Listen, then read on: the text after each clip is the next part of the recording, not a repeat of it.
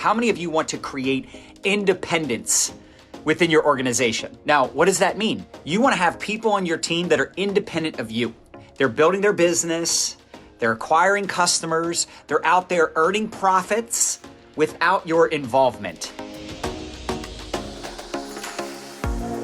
There's less car salesmen than there are car buyers, drivers, etc. And then there's even less car dealership owners. When you think of it from that perspective, it's like, oh wow, same thing with real estate. There's more people that buy homes, own homes, than there are people selling homes. And there's even less people that have real estate brokerages, right? They own a real estate company. So you have to look at it the same way in your business here. Yes, it's nice. Like I've got people on my team that literally sell tens of thousands of dollars a month in product, 50,000 every month, 70,000 a month, 90,000, some months 100,000 in sales, and they're getting 36%. That's pretty dope. That's some serious cash money, you know what I'm saying? But with that being said, somebody recruited those people. Someone shared the opportunity. You have a miracle in your mouth, but you're so worried about rejection. Someone enrolled you, someone enrolled me. Thank God someone shared this opportunity with me 20 years ago.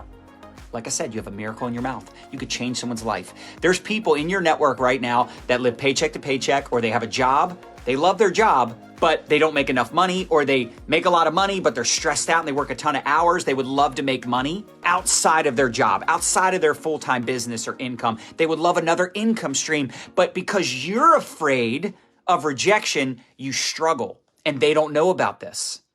They're unaware that there's an opportunity out there. So let me get to the point.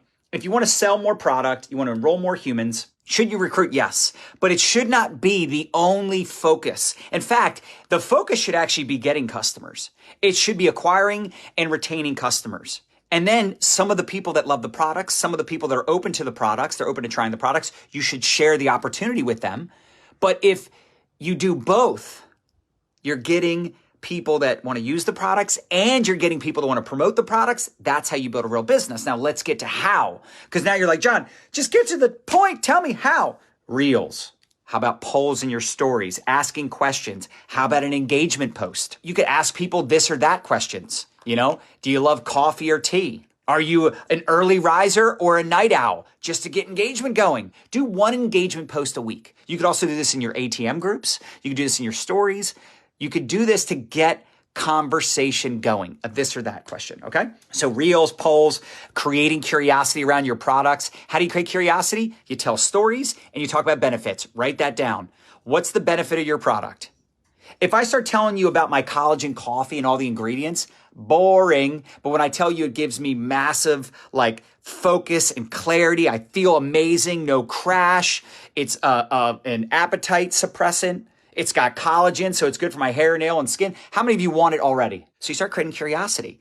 You say everything about the product except where to order it and the name of the product. I want to give you just enough information so that you're like, wait, what's the product? What's the cost? How do you get it? How's it work? Can I have some info, right? It's kind of like a movie preview. Remember, you're the preview to the movie.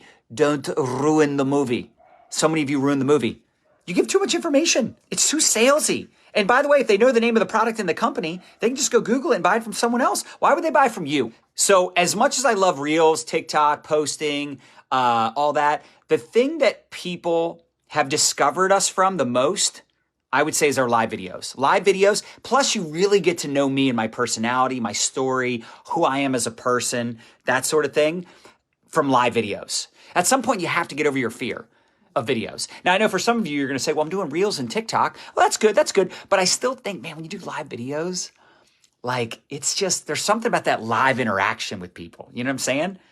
But again, it's all good. It's all good if you suck at it. That's how you get good. If you're awesome at something you've never done, you waited too long. I like what Gary Vaynerchuk says. He says, you put out content to build your width, but then to build depth with your audience, long form videos, long form podcasts, and also the other way you build depth is connection. And this is what I want to transition into. So let's say you're following the 80-20 rule. You're thinking long term. You're doing all the things I'm talking about. You're having, you're doing reels. You're doing all the things. But the thing you're missing, all right, write this down. This is a major key that a lot of you are missing. You got to pay attention to people that are paying attention to you. New followers. new friend requests. Swipe up, you can see who's watching your stories. You can see who's liking, sharing, commenting. You need to connect with these people. You need to reach out to people. And by the way, you should also reach out to people that aren't paying attention to you to get their attention. You must be a relationship builder. And this is hard for people because they're like, well, how long do I build a relationship before I pop the question? Listen. If your whole goal in building a relationship is just to sell or recruit, if that's your only goal, you're going to struggle because you're making it about you. You're being selfish. I know some of you need the money, but you can't bring neediness and desperation to the marketplace. The market does not respond to neediness and desperation. We call that commission breath, and it stinks. By the way, don't pitch anybody. You got to posture up a little bit. You know what I'm saying? Like, I know there's some people you're like, I really want this person, but you want them to want it. How many of us remember dating? How many of us remember dating? Think back to your dating days. When you were really interested in someone and they came across as needy, desperate, pushy, too eager, women, I feel sorry for you because you got to deal with us dudes, right? Could be the best looking guy you've seen, but if he comes on strong, too eager, too desperate, too pushy, red flag. Same thing in your business. So if you're trying to recruit and sell and you're really pushing, I know there's that fine line because you want to encourage, you want to make recommendations, you want to like love on them and all the things. But if you come on too strong, commission breath is stinky. People can smell desperation a mile away. So when someone says, John, I really need this to work, I'm like, I'm already worried about them because I'm like, you can't build a business with that demeanor. Unless you have a lot of influence already, it's going to be tough because you're going to come across as too eager. And it just doesn't work that way, right? You want to ask questions, become a great question asker. Now, this is tough because there's not just like a couple questions, right? Depends on the person, depends on the relationship, depends on what they're interested in. But I try to get them talking. I want them to sell me on why they want the product.